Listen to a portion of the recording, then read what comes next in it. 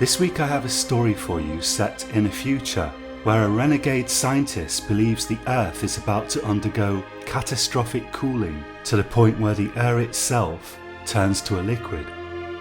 But is he right, or is he just a fantasist?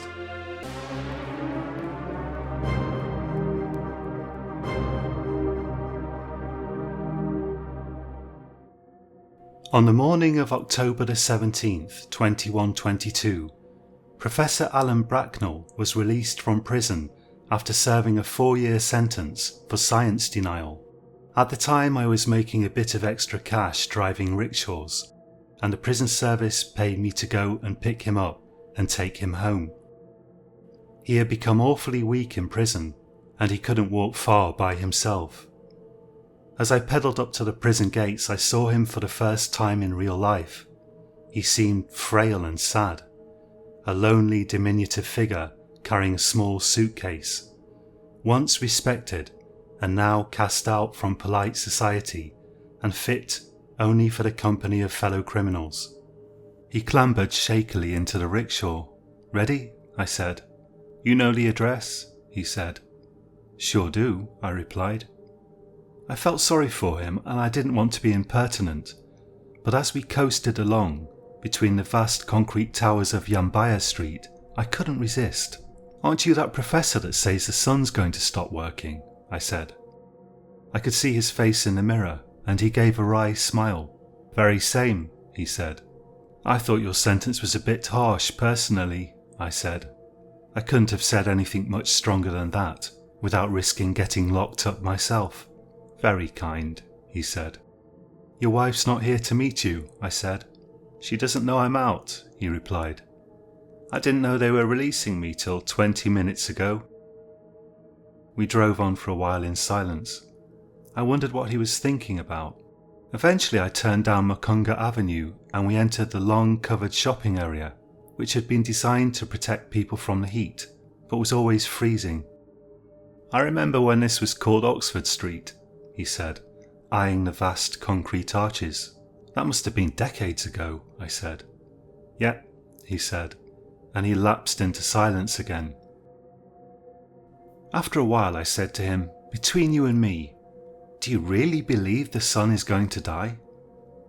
He gave a short, hollow laugh. "I believe whatever the government says," he said warily. "My calculations seem to show the sun would temporarily fade for a period of 5 years beginning in 2129. I was obviously mistaken. They've kindly re-educated me and I'm much better now." I caught his eye in the mirror. He was staring blankly at me, slightly wide-eyed. To me, he looked a bit sarcastic, but that wouldn't stand up in court, even if they requisitioned the camera footage. "I could see how you got confused," I said. "The neutrino flux doesn't match with the standard model. Diminishing reactions in the core would explain it." "Yes," he said, his face expressing a certain amount of surprise at me knowing anything about it. "But clearly that's not the answer." Our attention was caught by some people fighting at the side of the road. We had emerged from the arches and a small, unruly crowd were shouting at each other in a language I didn't recognise, taking pot shots at each other with plasma rifles. Bracknell watched them with an air of detached curiosity. "What about you?" he said, without turning his head. "Me? You haven't always been a rickshaw driver. I trained as an engineer, but there's no money in it. The money's all in sociology and the arts. You decided to follow your passion," he said. "You have to do what makes you happy," I said, conscious, even as I said it, of the irony. When we arrived at his house, I handed him my card.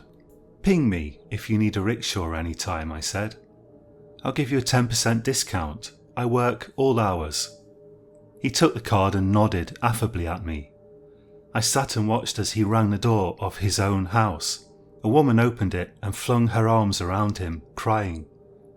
She was fair-haired and almost as tall as Bracknell himself, who scarcely cleared 5 feet and 8 inches. 2 girls appeared and he hugged them. They were all laughing and crying.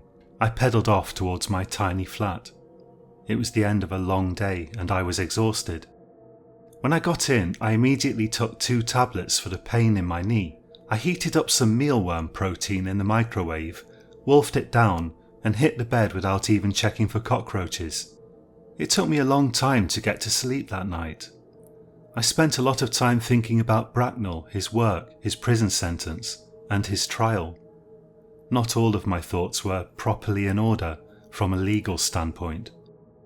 I didn't hear from Bracknell again till March of the following year.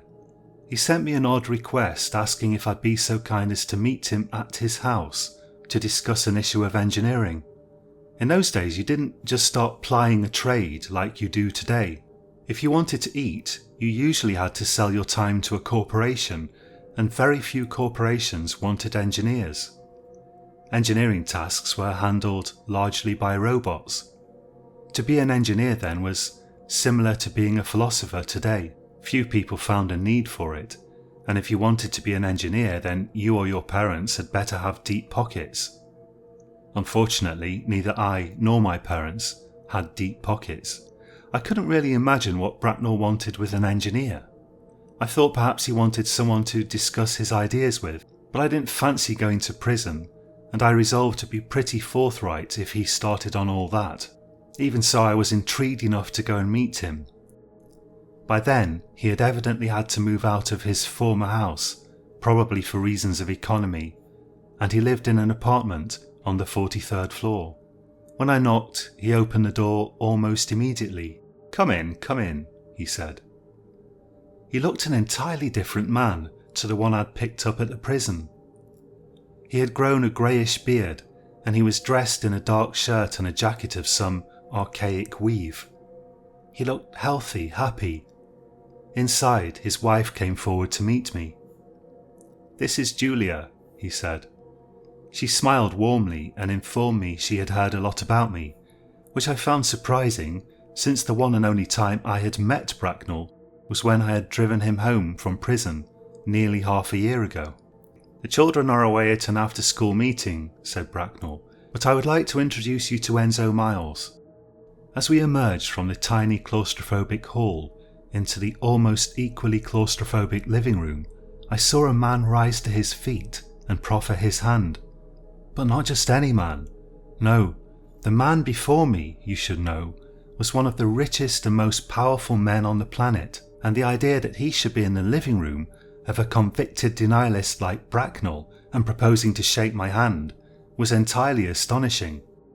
"Mr. Quigley," he said, "Alan tells me you're one of the country's finest engineers." He noticed the surprise on my face. I certainly wasn't considered one of the country's finest engineers by anyone else, and mistook its cause for his own presence. "You must be wondering what all this is about," he said. "Rest assured, Mr. Quigley, you won't get in any trouble. I can at least promise you that. I have certain connections, as you may imagine." "Let Mr. Quigley sit down, for God's sake," said Julia. "Please call me Si," I said. Once we were all sitting, Miles clapped his hands on his knees and said, "So." They all looked at each other, Miles, Bracknell and Julia, evidently wondering who should best broach the matter at hand. Since I later came to know Enzo Miles as simply Enzo and Alan Bracknell as Al, I'll refer to them as such from now on. That moment was really the beginning of a close friendship, although I can never have imagined it as I sat there waiting for someone to tell me what it was all about. Finally, Enzo said, "Al, I think you should be the one to explain." "Yes," said Al. He took a deep breath.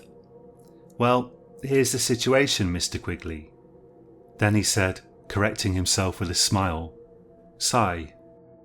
What he then proceeded to tell me was punctuated by many interruptions from the others, and there were many points that I had to clarify with questions, so I'll simply try to condense it all here. What I must emphasize before I explain it to you is that at no point were Al's theories about the sun mentioned.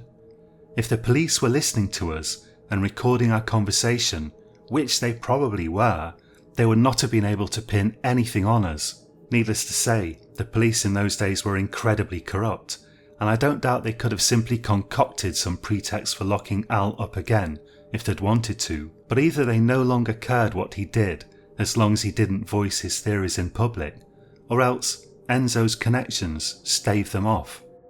To imprison a man like Al, a man without even the slightest standing in sociology, critical intelligence studies, or interpretive dance, was almost a trivial matter, but to tangle with Enzo Miles, well, that was the kind of thing that could get even a judge fired.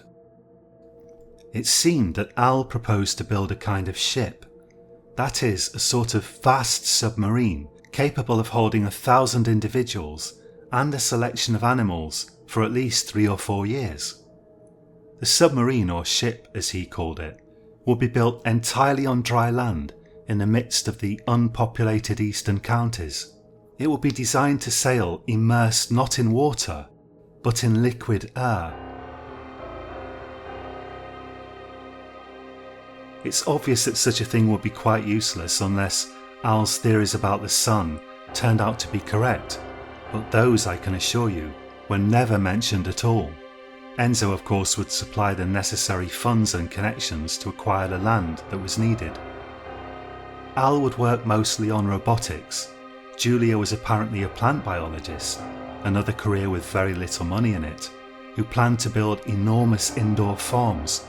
But what they were lacking was an engineer, and that's where I came in. When would this craft need to be ready? I asked, thinking I could probably already guess the answer. 2130, said Al. Right, I said. What I wanted to say was, if your theory predicts the sun will fade in 2129, what use will this thing be in 2130? But I didn't dare say that, bearing in mind that all of our devices were probably running software that reported straight back to the police. Instead, after running this whole incredible business over in my head for a few moments, I said, and who will live on this thing when it's running? The 3 of them laughed. What's funny? I said. Forgive us, Si, said Julia. You're perhaps thinking that everyone will want to get aboard our ship. Actually, our problem would seem to be rather the opposite. No one wants to risk legal difficulties, and we are all of the opinion, under the circumstances, that this situation is unlikely to change, even well into 2131. The question is going to be, who can we convince to get on board with us? We must ensure a 50-50 mix of men and women, said Al, for obvious reasons, but you are free to invite anyone you think may be interested. However, to avoid unnecessary scrutiny, it may be best to wait until at least 2130. Any enquiries you make must of course be made only to people you trust and must remain very low key. No flyers on the subway, said Enzo with a laugh. I went away from that meeting with a sense of absolute bafflement. Had it not been for the presence of Enzo, I would have thought them all fantasists, my secret respect for Al's work notwithstanding. Things ended up moving faster than I could have expected. I spent another week hauling people around in my rickshaw, then they flew me up to somewhere in Norfolk, where we all moved into an ancient crumbling former farmhouse. Enzo had appearances to keep up, so most of the time only Al, Julia and I were actually there, and we began to assemble the very best construction robots that Enzo's money could buy, some of them so advanced that their capabilities lay at the very cutting edge of contemporary technology. The first thing we did was scoop out a vast subterranean hangar with a titanium roof covered with a thin layer of turf. The roof could be lifted away by devices that could, in theory, float in liquid air.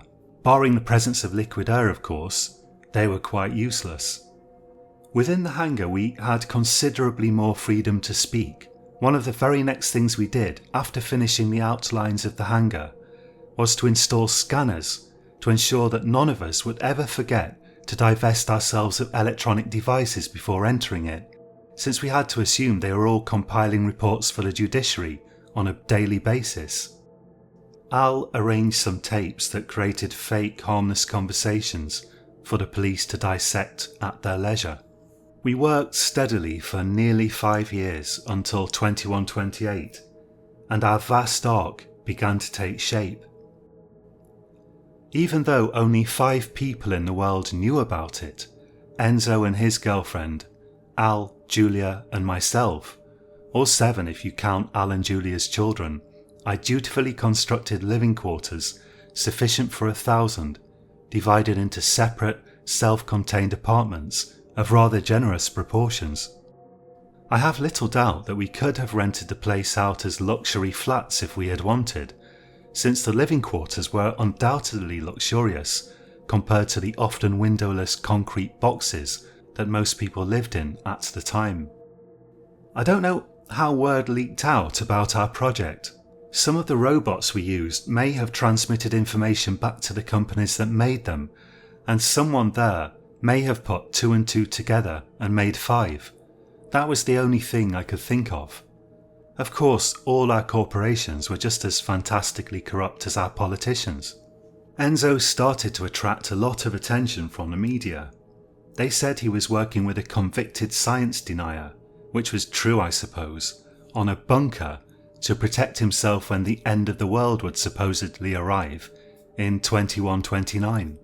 Unfortunately, Enzo made the whole thing much worse by trying to explain to the media that rather than working on a bunker, he was in fact building a ship. The project was immediately labelled Enzo's Ark, and people said he was a religious maniac who fancied himself a modern-day Noah. In one way, the derision helped us. The matter was treated as a joke rather than as a further manifestation of science denial. Probably the authorities allowed us to continue because the scorn heaped upon us actually helped them from a propaganda perspective. I felt sorry for Enzo though. He went from being a highly respected, if controversial figure, to being a figure of fun. 1 or 2 corporations cancelled important contracts with his business interests, just because they didn't want the stigma attached to them of working with someone who associates with science deniers. But Enzo was so rich that he could have lost 95% of his wealth, and he still would have been one of the wealthiest men in Europe. The media attention had another entirely unexpected effect. Although most people, even people we knew, were solidly against us, or at best thought we were wasting time and money, a small minority of people who heard about the project wanted in on it, and they were good people, independent thinkers who had followed Al's work and thought it at least sounded plausible. It's not as if I myself even felt any real certainty about Al's calculations. I had gone over them as well as I could with my small knowledge of nuclear physics, and I couldn't find any flaw in them, but that's different to believing he was definitely right and the sun definitely was going to enter what he called a period of quiescence around 2129. From my point of view, I was having much more fun than I would have had hauling people around on rickshaws. I had no close living relatives or attachments of any kind, and I was willing to give the project a go as long as they were willing to pay me. We had a lot of discussions about what animals to put on the ship. I particularly remember a discussion we had somewhere around 2126 when the project was really beginning to take shape and we were trying to design a kind of menagerie. What sort of a world is going to be left after the entire planet's been frozen for 5 years, I said. I mean, when we finally emerge from the ship, will there be anything for us to emerge to? We were sitting in what was to become the ship's vast control room or bridge. Enormous video screens surrounded us on all sides, with chairs and islands of control apparatus in the middle of the room. When the ship was operational, the screens would display a 360 view of whatever was outside the ship, but for the moment we had them displaying stock video footage of deserted Namibian beaches. "We don't think everything will actually die," said Julia. "Some small animals, mice and squirrels and so on, may freeze so perfectly that they'll revive afterwards when the earth thaws. At the very least, many fish will hatch from defrosted eggs." It sounded unlikely to me, but Al nodded in agreement. "Insects too," he said. "We can definitely count on an incalculable quantity of insect eggs surviving the freeze. The insects and fish will soon return." "Our job, as I see it," said Enzo, will be to preserve as many bird eggs of different types as we can, plus some smaller animals like rabbits, and a few larger animals like cattle and horses and goats. Even dogs and cats can be cryogenically preserved, said Owl. We can freeze them and revive them afterwards. The problem is with anything larger than a dog. Larger mammals can be frozen, but we have no way of reviving them yet without damaging the cellular structure. We can still freeze them, said Julia. It's just, we'll have to keep them frozen until we work out a way of unfreezing them safely. Al thinks we can do it using radio waves somehow. It just requires further research. A couple of decades, I think, said Al. I'd be working on it now, but there isn't time. We'll have to work it out afterwards. It's important we build up a stock of frozen animals on the assumption that we will be able to revive them at some point in the future. And embryos, of course, for the genetic diversity. We're going to need a certain amount of faith. At the time, I had no idea that we would end up trying to work out how to unfreeze human beings. No one was going to volunteer to be frozen while still alive, and all the people who got frozen outside would certainly decompose when the climate warmed again, if it warmed again. By late 2128, over 800 people had enlisted to form the ship's crew. They were mostly either people we knew or people who knew people we knew, or else political dissidents who were unusually sympathetically disposed towards Al's ideas because their own ideas had been suppressed or labelled anti-scientific. Enzo had also managed to acquire a stock of frozen human gametes quite legally. I couldn't really see many women wanting to sign up as human incubators after what we had taken to calling the Big Freeze, followed by the Great Thaw, but he seemed to think they might be useful somehow. One thing we were all clear on is that the coercion and authoritarianism of modern society had to die in the freeze. We would resurrect a society of free thinkers where people like Al could discuss their ideas openly without fear of tyranny. If anyone had understood our plans, we would have been locked up on the say-so of a couple of judges then and there. Any talk of things like freedom of speech or freedom of association in those days could earn you a hefty prison sentence or a reduction in your social credit score so severe that you'd be lucky if you could even manage to eat. Finally, 2129 arrived. The summer proved to be entirely normal. The government proclaimed record high temperatures for July, although subjectively the whole summer seemed wet and mild. By autumn, which was also entirely normal, none of us could go anywhere without facing jeers and shouts of science denier. My own credit score had dropped to about 10. If Enzo wasn't supporting me, I wouldn't even have been allowed to drive the rickshaw. I wasn't even allowed outside after 7 in the evening. Then the winter came, and that didn't seem exceptional either. Norwich, the nearest large town, saw about a foot of snow in January, but that soon melted away. In February we saw some sleet and a bit of hail, but nothing much out of the ordinary. The cold weather, entirely normal for winter, made people nervous nonetheless. The media ramped up its persecution of Enzo as if to compensate. Reporters followed him wherever he went, and even started harassing his girlfriend Kata, a rather simple-minded but pleasant young woman, 15 years his junior, with curly blonde hair and a deep artificial tan. She might not have been the smartest person on the planet, but to her credit, she brushed off the insults and stuck by him. To the general public, Enzo became a figure of hate, far more so even than Al, with the media regularly doing pieces that variously claimed he was a follower of ancient discredited religions, or had fallen under the spell of pseudo-scientific ideas, conspiracy theories, and misinformation. Potentially, any of these allegations could have landed him in prison, but his money and his vast team of lawyers still counted for something, and the politicians seemed to enjoy having someone to victimise. And then, March arrived. In Britain, March is usually a season of wind and showers, But in 2129, March wasn't any different to February. Snow fell again to a depth of 3 feet. Still, that wasn't unheard of, but it gave people something to think about, and we received far more applications to board our so-called ark than we needed.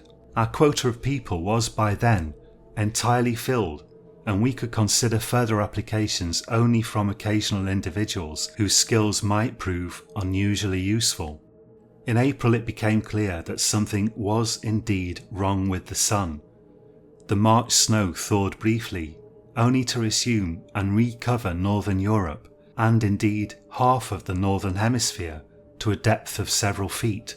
The media couldn't hide the fact that the Arctic and Antarctic ice shelves were growing beyond all historical precedent, so they began to try to justify the phenomenon, with numerous government scientists prattling about temporary ocean currents or unusual Arctic winds, which of course they chalked up to the usual politically convenient causes. The weather did improve a lot in May, but it was in the summer that the real tragedy began.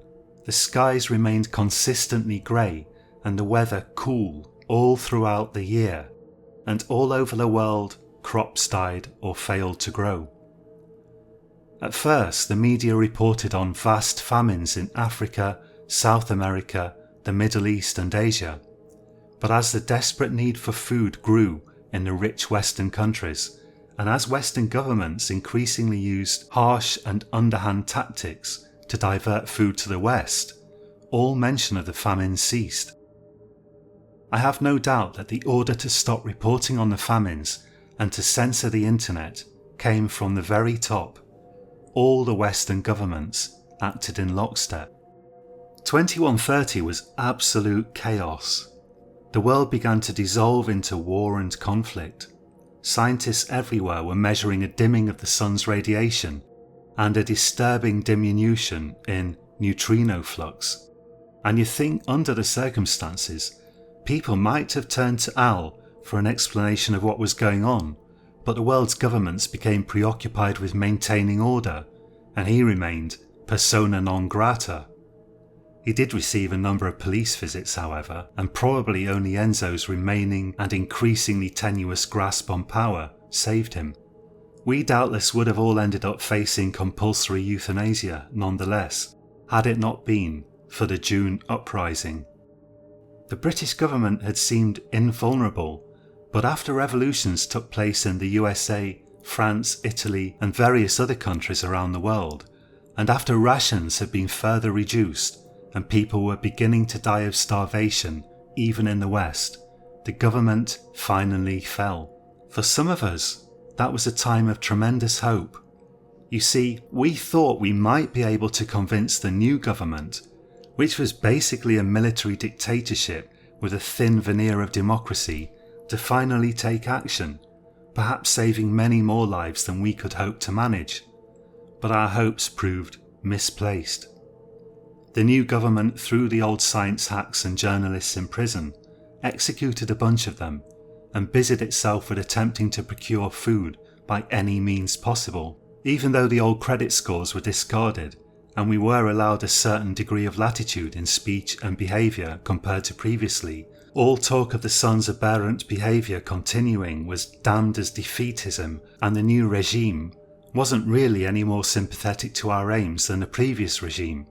It's just that they were more willing to ignore us, being busy with other things. All those years of media propaganda had had their effect. Al was still seen as a flake, and Enzo as an idiot. Had Eastern England not been so sparsely populated, we probably would have encountered raiders looking for food, but no one even knew we had food. We were all thin as rakes, and the meagre crop surplus that our indoor farms were beginning to produce we either stored where possible or else quietly distributed in the cities. By 2131 these same cities were a pitiful sight. Civilization as we had known it had largely crumbled. What few pets remained were hidden away by their fearful owners, the rest having been rounded up and eaten. The farm animals had all been consumed. There were hideous rumours of parents eating their children, and many people were shot on the basis of such allegations, whether well founded or not. Of course, this was a time when anyone with a grudge could get someone killed quite easily by levelling accusations at them. Beggars had largely given up begging since no one had any food to spare, and their corpses often lay outside right where they fell for weeks in the freezing conditions. Anyone attempting to clear away the corpses was suspected of eating them and either shot by the police or else torn apart by angry crowds. A man might easily go out in the morning looking for food and fail to return home at all, having fainted from weakness and freezing to death where he lay. Anyone wealthy enough to maintain a healthy level of fat was suspected of cannibalism or hoarding. People who actually were wealthy and who actually did hoard food had to protect their supplies via private militias, to which the new government largely turned a blind eye. Usually these people had government connections of some kind anyway, otherwise they had to live in fear of government raids. Thick snow fell before the summer was even at an end, and finally we decided it was time to board the ship before all movement became impossible. Many of the roads were fast becoming impassable, and even though all restrictions of fuel use had long since been repealed, fuel was in very short supply. I'll never forget the sight of all those people filing into our ship. Some arrived in helicopters, but mostly they turned up in rickshaws, having taken the train to the nearest train station. We kept the road well gritted, and most of them made it without incident.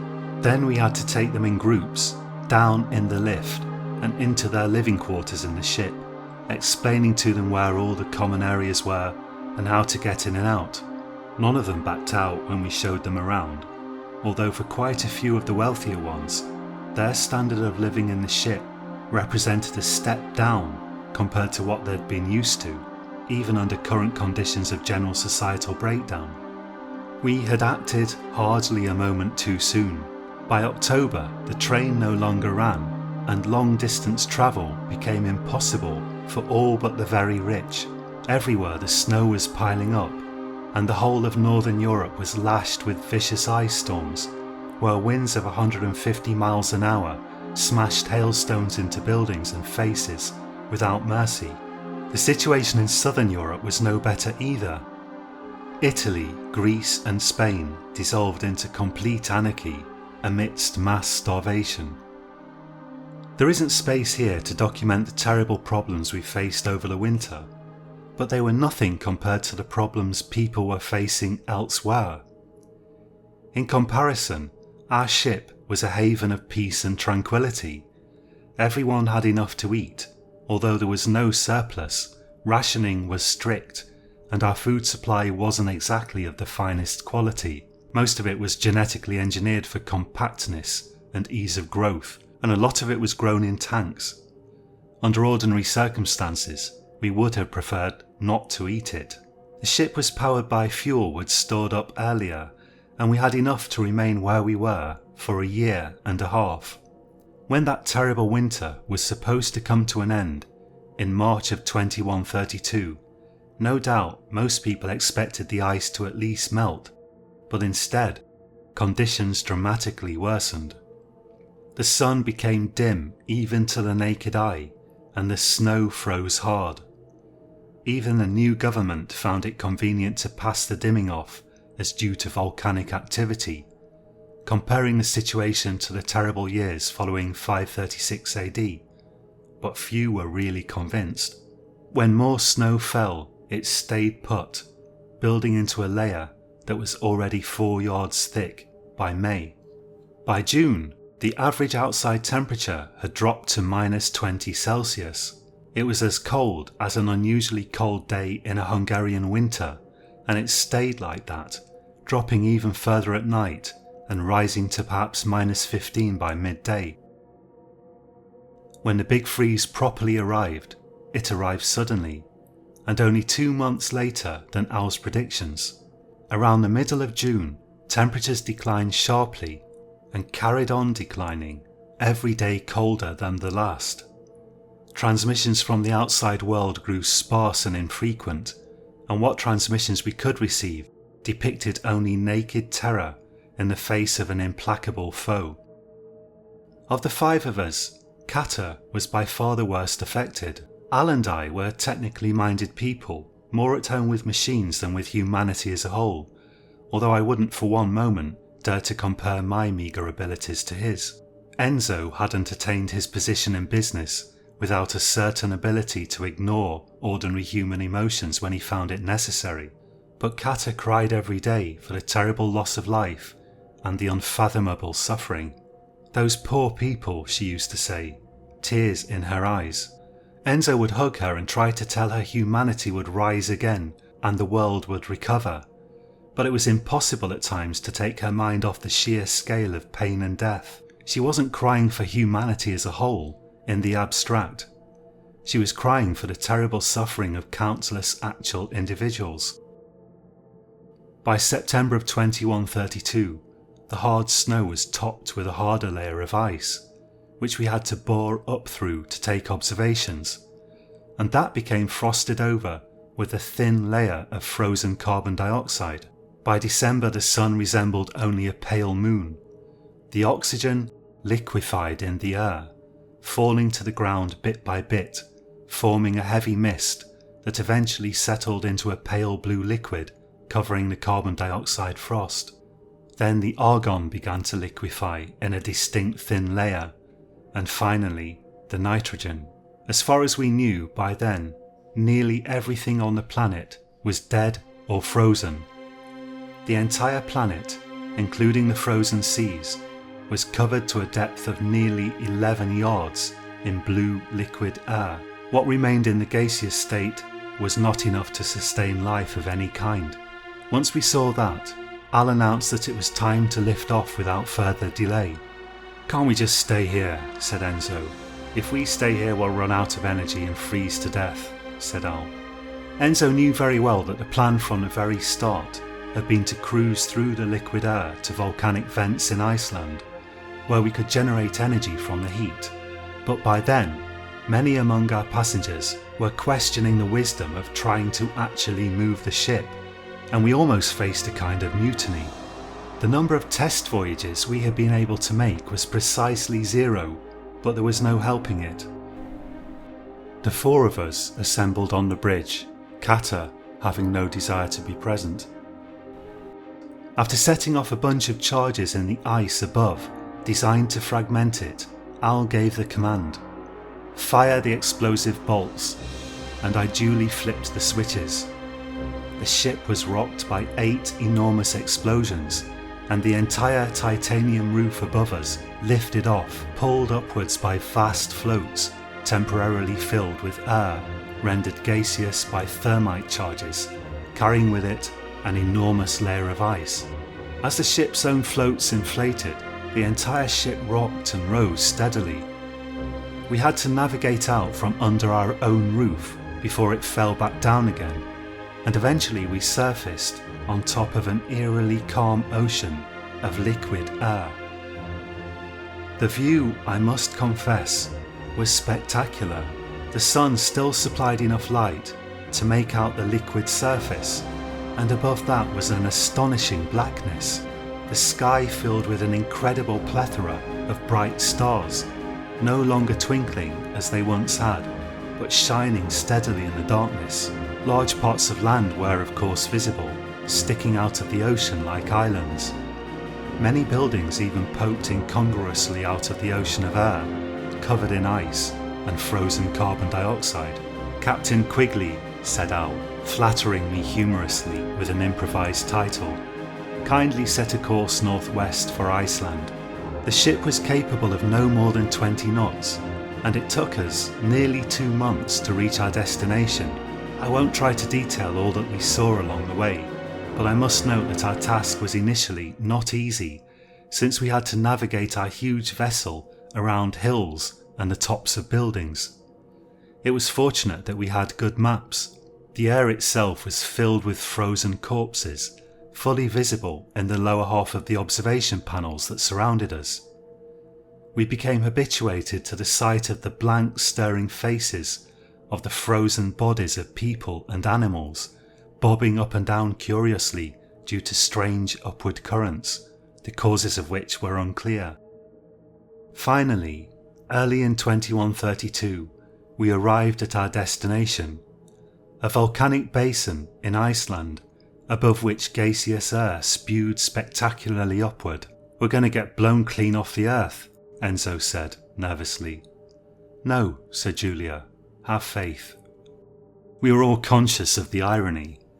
We had all been educated to believe that faith was a form of irrational delusion, useful only in the context of old religions.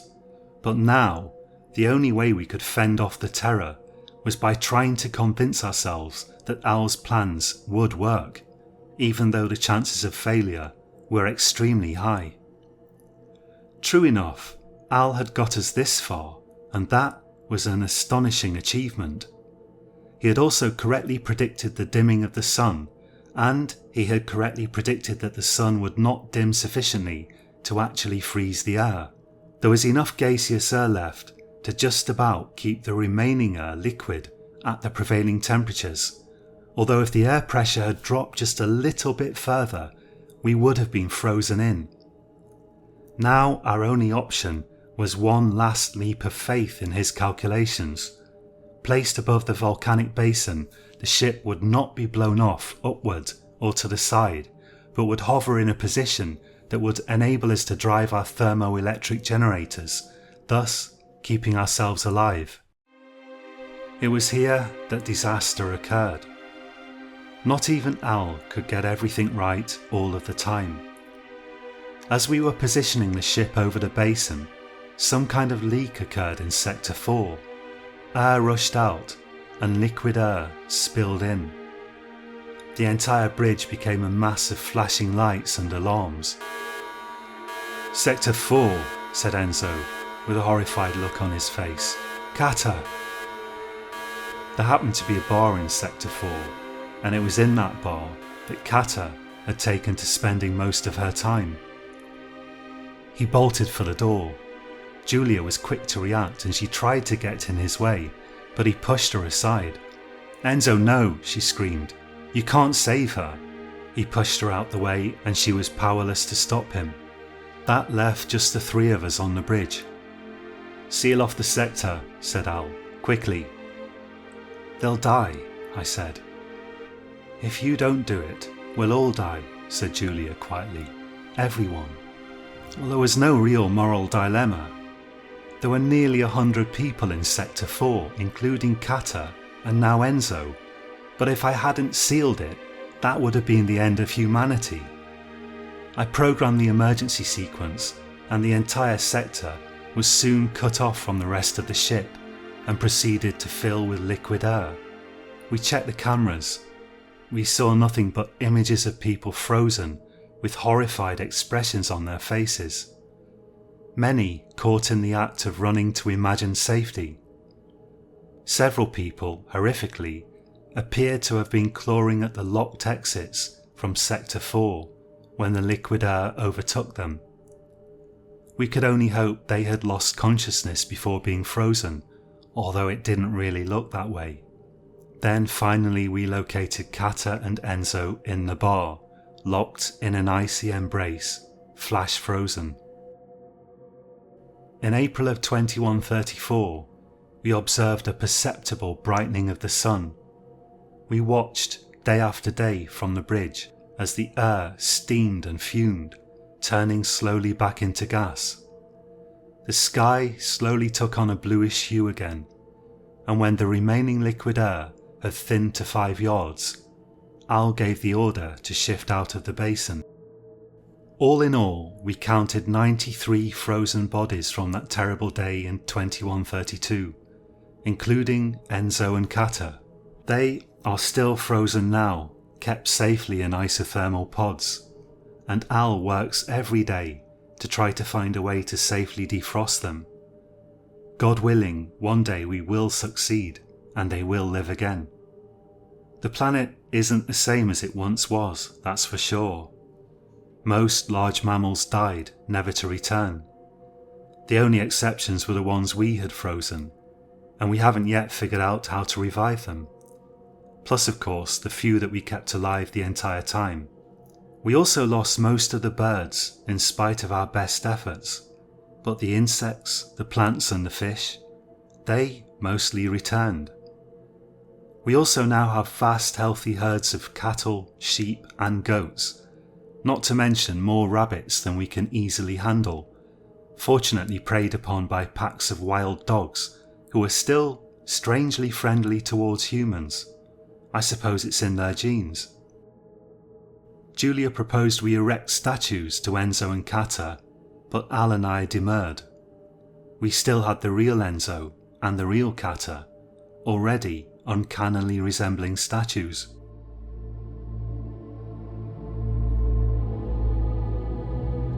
Thank you for listening. You've been listening to Science Horror, and my name's John. I think the problem with this story was I just bit off more than I could really chew. When I first started writing it, I thought it would be difficult to write somehow. Sometimes I have an idea for a story, and I find it's just really hard to get it to all come together. But in this case, it was easy to write. The words almost wrote themselves. The problem was, there's just so much that I really needed to write, that if I'd really done it justice, it probably would have taken up at least half of a whole book. Anyway, I hope you enjoyed it, and if you did enjoy it, please give the video a like, consider subscribing to the channel, and your comments are always extremely welcome. Another problem I had with this story was I sort of felt that in places it felt unsettlingly political, and I don't want to write political stories, but in these sensitive times it's difficult to keep things out of your story that someone might consider a political statement. Next week I'm probably going to read a story for you that I plan to write about a woman who's just taking an ordinary walk through town and things slowly get weirder and weirder. Do join me again for that, and until then, have a good week and sleep well.